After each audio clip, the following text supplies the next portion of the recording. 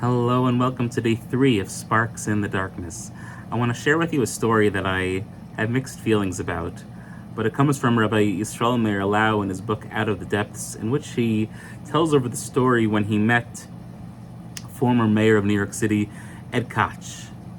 And Ed Koch, who was a man who was born in the Bronx, lived in America his whole life, says to Rabbi Lau when he walks into his office, he said, I want you to know, Rabbi Lau, I too am a Holocaust survivor.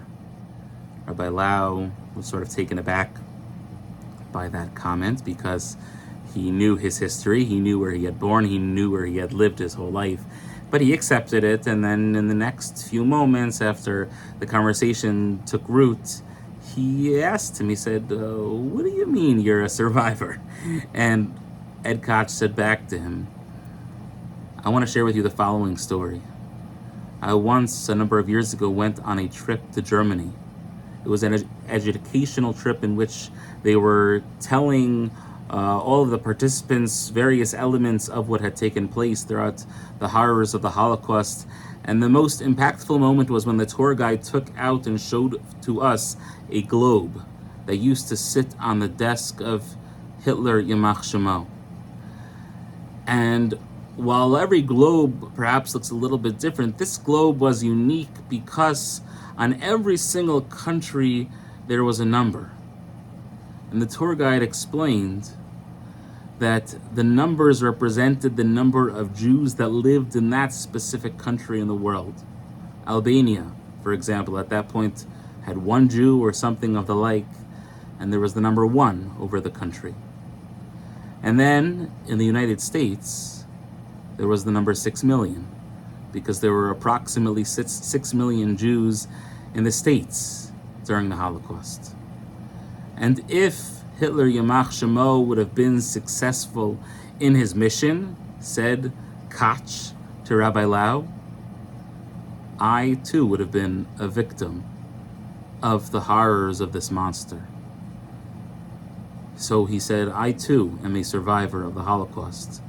Not that I ever found myself in a camp, not that I ever experienced any of the terrors that you might have, but I was in that same grouping, in that same category as you, Rabbi Lau. And Rabbi Lau turns back to him with a smile and he said that I will tell this story to others, I will share it with anyone who might listen, that every single Jew should have this feeling and perspective that they too had the potential to have suffered that which 6 million plus Jews experienced firsthand during the Holocaust. Every Jew on some level was a victim of that.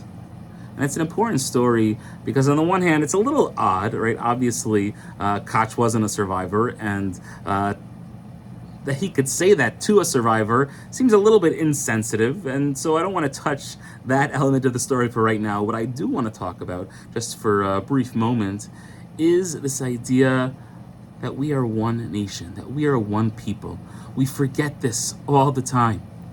We think that there is a Jewish community in Nowheresville, nowhere, and that there is a Jewish community in the Yehupitzville over there, and there's a Jewish community a few hundred miles in that direction, and then there's a Jewish community down the block from me, and there's a Jewish community perhaps even next door to me.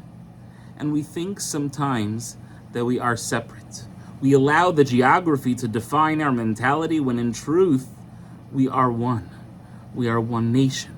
And the sooner we understand that which everyone else seems to get, the sooner we will be able to do the important work that we were put here to do, to rebuild the Beis Hamikdash, to help Hashem's presence rest in this world, to help everyone see the beauty, the splendor, the majesty of having a relationship with the Almighty. That is our purpose here. And we can only accomplish that when we understand that we are one. We can only accomplish this when we realize that those anti-Semites who attack the Jewish people realize that we are one. And the only one who is missing the boat, the only one who has not gotten the memo at times is us. Perhaps one can say that we are all survivors in a sense. But to do that first, we have to realize that we are all part of this one single entity. Hashem should bless us that as we get closer and closer to the climactic moment of the 3 weeks on the fast of Tisha B'Av, that we realize that this is a time in which we are meant to be able to learn and teach others of this concept of recognizing our oneness as a nation. Hashem should bless us to find that within ourselves. Wish everyone a beautiful day.